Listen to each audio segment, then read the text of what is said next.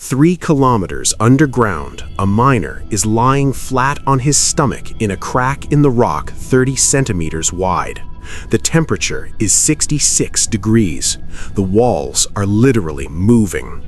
And somewhere in the water dripping through that crack, there is something alive that has not seen sunlight in over 3 million years. Something that NASA believes could be the closest thing on Earth to life on Mars. Stay with me until the very end of this video, because what I am about to show you down there is going to change the way you think about life itself. Before we go any further, tell me something. Where are you watching this right now? Drop it in the comments. I want to know if you are on your phone, on your laptop, or on a TV, because in a few minutes, wherever you are sitting, you are going to feel very grateful for fresh air. All right, let us rewind. 4 kilometers below the surface of South Africa, there is a mine called Mponeng. The name means "look at me" in the Soto language, and once you understand what is happening inside it, you will understand why.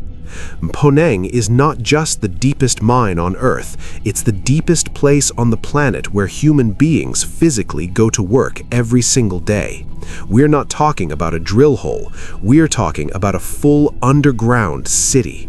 400 kilometers of tunnels, 4,000 workers, trains, electricity, running water, and an air conditioning system so massive it could cool an entire town. And at the very bottom, men are mining gold from a rock seam that is sometimes only 30 centimeters thick. 30 centimeters, that's narrower than your shoulders. Now here's the part that most people do not realize. The gold at Mponeng is sitting inside an ancient riverbed that is 3 billion years old. 3 billion. That's 2/3 of the entire age of the Earth. Ancient rivers once carried gold particles across this land and deposited them in layers. Tectonic forces then buried those layers under kilometers of rock over billions of years. So when a miner breaks rock at the bottom of Mponeng today, he is technically reaching into a river that flowed before the first animals ever existed on this planet. The mine began operations in 1986 and has been getting deeper ever since. In 2024, the company, Harmony Gold, approved an expansion that will push it to 4.2 kilometers and keep it running for another 20 years. But numbers alone do not tell you what this place actually feels like, so let us go down. Your shift starts on the surface. You queue up for the cage, not a regular elevator, a steel box built for 120 people standing shoulder to shoulder. The doors close, and then you drop. Not slowly. You drop at 16 meters per second. That's nearly 60 kilometers per hour.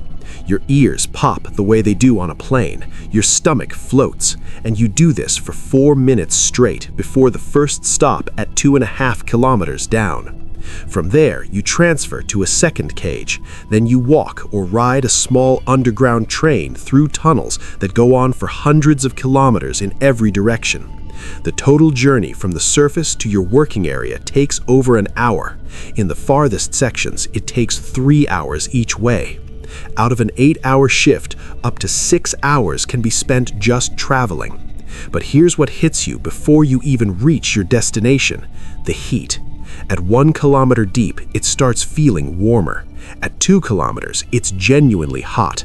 At 3 kilometers, it's hotter than the hottest summer day in the Sahara Desert. Because the rock temperature at the bottom of Mponeng is 66 degrees Celsius. Without intervention, a human being working down there would suffer heat stroke within minutes. So how do 4,000 people work in 66-degree heat every single day? The answer is one of the most extraordinary engineering operations on the planet. Every day, 6,000 tons of ice slurry, a mixture of water, ice, and salt, is pumped from the surface all the way down to the bottom of the mine. Giant refrigeration plants on the surface freeze the water, mix it with salt to lower its melting point, and push the resulting icy sludge through pipes going 4 kilometers straight down. At the bottom, massive fans distribute the cold air through every tunnel, dropping the working temperature to around 28 degrees. 28 is still hot, especially when you are doing hard physical labor. Miners lose multiple liters of water through sweat every single shift and have to drink constantly to stay functional. Heat exhaustion is common. Every working level has air-conditioned restrooms where you can go to cool down if your body starts to fail. This cooling system alone uses as much electricity as a small city, but without it, the mine simply could not operate. Now add pressure. At 4 kilometers deep, the rock above you is pressing down with a force of around 100 megapascals. To put that in terms you can feel, that is roughly the weight of 1 metric ton pressing on every single square centimeter of the tunnel walls and ceiling. The rock is under so much stress that it creaks and groans constantly. Miners call it the voice of the mountain. And sometimes the mountain does more than talk, it explodes. A rock burst is when compressed rock releases its stored energy suddenly, launching chunks of stone at bullet speed into the tunnel.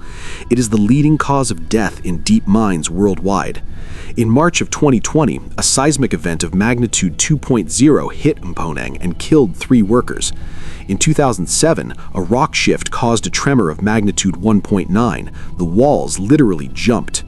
Every meter of tunnel in Mponeng is reinforced with steel arches, concrete segments, and diamond wire mesh designed to hold the walls in place, but no engineering can eliminate the risk entirely. Miners who work here will tell you that you never fully get used to it.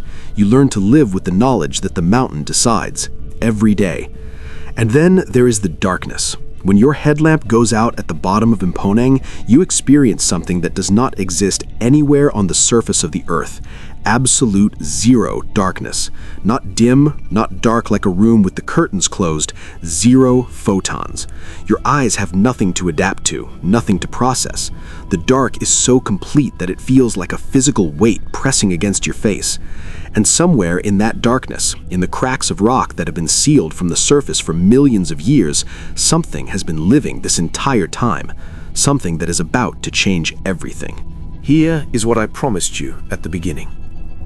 In 2006, a microbiologist from Princeton University named Tullis Onstadt and his team collected water from deep cracks in the rock at level 104 of Mponeng mine. The water had been sealed inside those cracks, completely cut off from the surface for an estimated 3 million years. They filtered over 5,000 liters of it. They expected to find dozens of microbial species. What they found was one. A single species of bacteria. One organism living completely alone in the dark at 60 degrees under crushing pressure with no sunlight, no oxygen, and no connection to any other living thing on the planet. They named it Desulforudis audaxviator.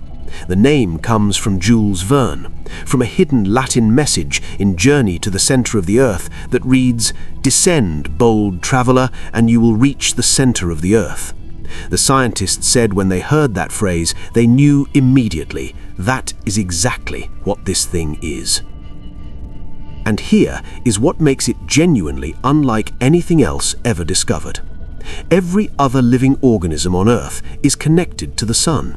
Plants absorb sunlight, animals eat plants. Even the bacteria around deep-sea volcanic vents depend on chemical processes that are ultimately linked to solar or geothermal energy originating from the sun. Desulforudis audaxviator has no connection to the sun whatsoever. It gets its energy from radioactive decay. Uranium and thorium in the surrounding rock emit radiation. That radiation splits water molecules and releases hydrogen. The bacteria uses that hydrogen as its energy source. It extracts carbon from dissolved carbon dioxide. It takes nitrogen from ammonia in the rock. It manufactures all 20 of the amino acids that proteins are made from. For comparison, the human body can only produce 10. We have to eat the other 10. This organism makes everything it needs from scratch. It produces its own food, its own building blocks, its own energy. It needs nothing and no one. And it has been doing this completely alone in total darkness for millions of years. It is the first ecosystem ever discovered on Earth consisting of a single species, not one dominant species among many. One, alone, self-contained, a world of one. In 2021, an international research team made it stranger. Genetically identical populations of the same bacteria were found in deep underground water in South Africa, Siberia, California, and Sweden. Separated by thousands of kilometers and different continents, their DNA matched by over 99%. Scientists believe all these populations descended from a single common ancestor that existed before the continents separated, and since then, each isolated population has barely changed at all. It is one of the slowest rates of evolution ever recorded. Life at the bottom of Mponeng is not just surviving, it is frozen in time. Now, why does any of this matter beyond being incredible? Because NASA is watching. Mars has subsurface water, Mars has uranium, Mars has rock. Europa, one of Jupiter's moons, has an underground ocean. Enceladus, one of Saturn's moons, has water vapor venting through its surface. These are the exact conditions that Desulforudis audaxviator does not just tolerate, these are the conditions it thrives in. The microbiologist Onstott said directly that this organism is perfectly suited for Martian subsurface environments. If life exists anywhere else in our solar system, the leading scientific thinking is that it will not look like a green alien. It will look like a tiny rod-shaped bacterium, quietly eating radiation in total darkness, completely alone, not knowing or caring that the universe exists outside its crack in the rock. And the first clue we ever got about what that life might look like did not come from a space probe. It came from a South African gold mine, 4 kilometers underground, from water that had been sealed in rock since before our species existed, directly beneath 4,000 miners who had no idea it was there. So the next time you hold a piece of gold jewelry, think about what it took. Someone lay on their stomach in a 30-centimeter crack in rock that was actively trying to close around them at 66 degrees, 4 kilometers below the sky, in the dark, next to something that should not be able to exist, but does. And somewhere in that same crack, in the same water, in the same darkness, there is a clue to whether we are alone in the universe. That is what is inside the world's deepest mine. And now, you know.